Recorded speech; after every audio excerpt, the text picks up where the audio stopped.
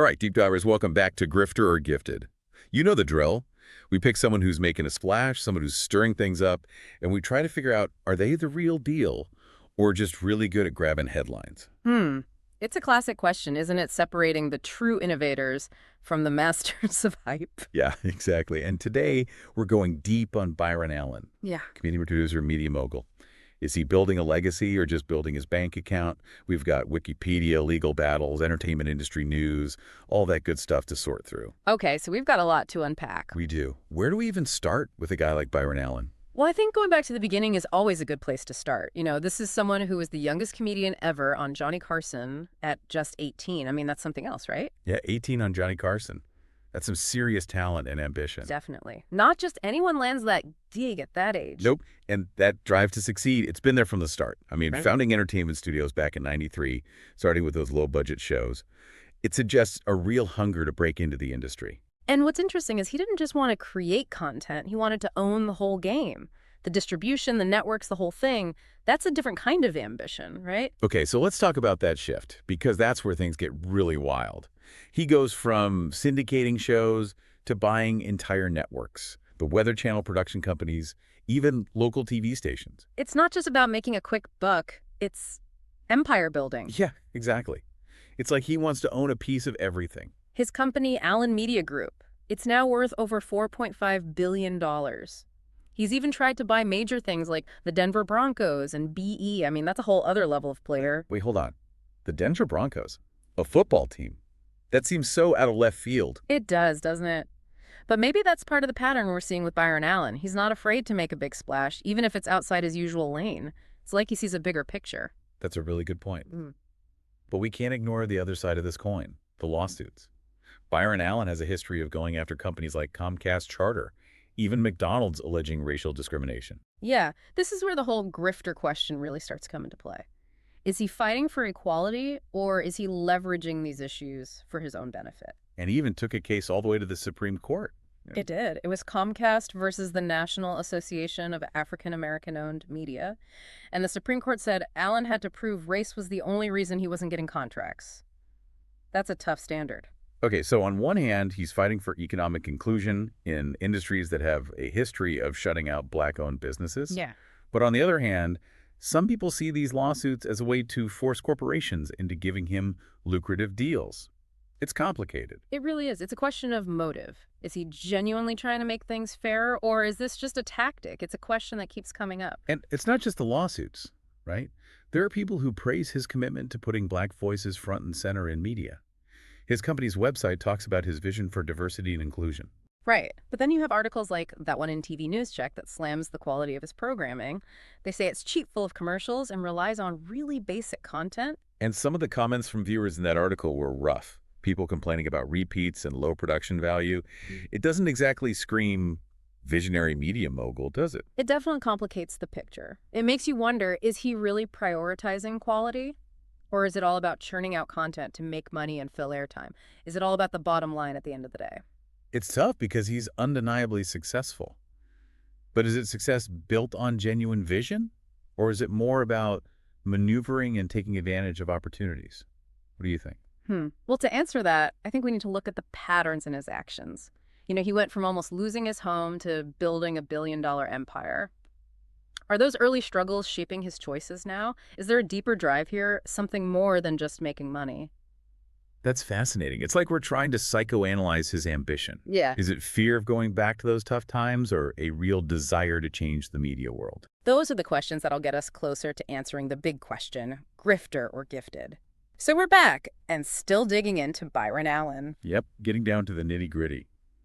Last time we were talking about Allen's rise from comedian to mogul, that incredible ambition, and his, how should I put it, assertive approach to business. Yeah, and all those different perspectives about his motives. Yeah. Right? Is he a champion for diversity or a shrewd businessman, or is he kind of working the system for personal gain? Exactly. So let's get into his business practices, because like you said, that's where things get really interesting. One thing that jumps out at me from all this research, it's Allen's focus on buying up TV stations.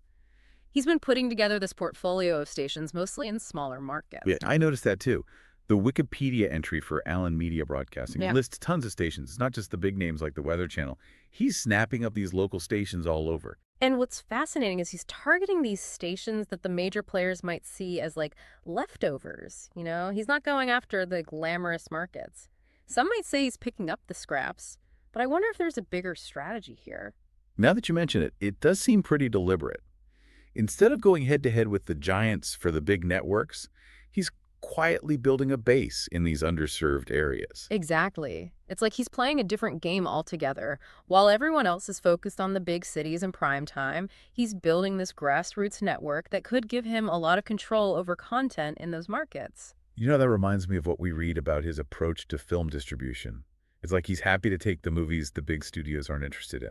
Remember that quote from the Variety article? Yeah, he said, "We're chasing the studio crumbs. They don't want movies that do 40 million to 60 million. We totally will be good with those numbers, and that is what we're pursuing." It's like the opposite of what everyone else is doing, right? Everyone's chasing blockbusters and he's focusing on those smaller niche films. But maybe that's how he's built this massive media empire. It's definitely a different approach. And you can't argue with the results. Allen Media Group, it's a multi-billion-dollar company. But like everything with Byron Allen, it's not without its critics. Right, that TV News Check article. They were pretty harsh, calling his programming cheap and overloaded with commercials. And some of the viewer comments were even worse. People were talking about constant repeats, low production quality, a lack of original stuff. It really makes you wonder, is he sacrificing quality for quantity? It's like he's found this formula that works financially, but is there a downside? Is he really serving his audience, or is he just pumping out content to fill time and get ad revenue? Does that focus on profit undermine his whole thing about representing Black voices? It's a good question. Is he really trying to give a platform to diverse perspectives, or is he just capitalizing on an underserved market? It gets to the heart of the grifter or gifted question, right? Where For sure. Is this smart business, or is it exploitation? it's hard to say. And this is where I think we need to think about the bigger picture. You know, Byron Allen's working in an industry with a long history of racial discrimination. That's a crucial point. Even if he's genuinely motivated by wanting inclusion and representation, he's still working within a system that hasn't always been fair to him.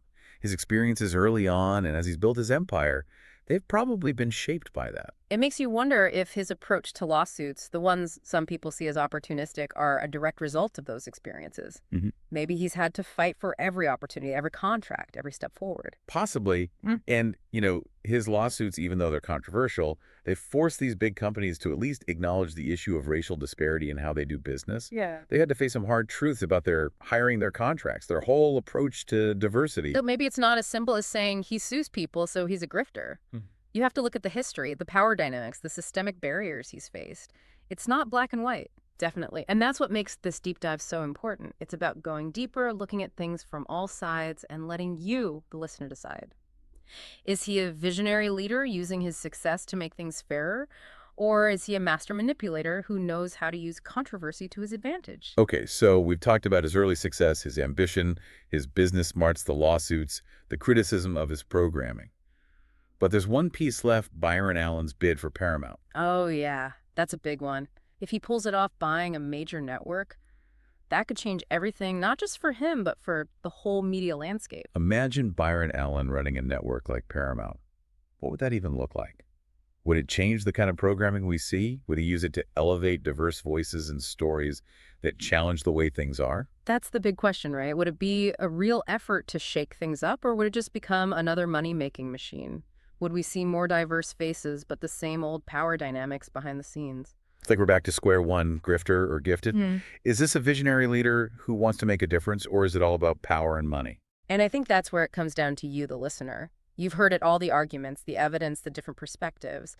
What do you think? Do you see a real commitment to social change in what he does, or is it just smart business? And we're back for the final stretch of our Byron Allen deep dive. It's been a whirlwind, hasn't it? From stand-up stages to billion-dollar empires and courtrooms and everything in between. Yeah, no kidding.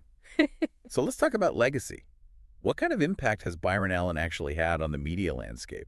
He's a Black man who owns the Weather Channel production companies, TV stations all over. What does that mean for representation in an industry that's historically been so homogenous? That's the big question, isn't it? And there's no easy answer. I mean, some would say it's a huge victory for representation. Seeing someone who looks like you in charge of these powerful institutions, it sends a message. It does. It says we can achieve this too. Exactly. And Allen Media Group's website really plays up that angle. They talk about his commitment to creating opportunities for Black creatives and professionals, both in front of and behind the camera. But then you have those critics who say his programming doesn't really reflect that diversity. They argue that his content often falls back on familiar tropes and doesn't really push boundaries in a meaningful way. So is it more about appearances than substance? Is he truly changing the game or just playing by the same old rules, even if he's the one calling the shots now? It's a good point. And it brings us to maybe the most fascinating question of all. What if he actually buys Paramount? What if he ends up running a major network? That could change everything. Absolutely. That's a game changer, not just for Byron Allen, but for the whole industry. Imagine that Byron Allen at the helm of Paramount. What would that even look like? Would we see a real shift in the type of programming being made? Would he use that platform to champion diverse voices and stories that challenge the status quo? That's the million-dollar question. Would it be a genuine effort to reshape the media landscape, or would it become just another business focused on profits? Would we see more diverse faces on screen, but the same power structures behind the scenes? It's like we're right back to where we started, grifter or gifted. Is this a visionary leader who's trying to make a real difference, or is it all a calculated move to increase his wealth and power? And I think that's where it comes down to each individual listener. You've heard the evidence, the arguments, the different viewpoints. What's your take? Do you see a pattern of genuine social consciousness in his actions, or is it all just shrewd business strategy? So we've covered it all. His early success, his ambition, his controversial business, moves, his lawsuits, the criticisms of his programming, his aspirations for the future. We've examined the contradictions, the triumphs, and the setbacks. We've laid it all out there. Now it's up to you to decide. Is Byron Allen a grifter, a visionary, or maybe somewhere in between? And that's the heart of grifter or gifted. We don't give you easy answers. We encourage you to think for yourself and draw your own conclusions. Because at the end of the day, it's not about judging someone based on a single soundbite or a quick take. It's about considering the entirety of their work, their impact, and their legacy. So keep those questions coming. Keep digging deeper and keep those deep dives going. We'll see you next time.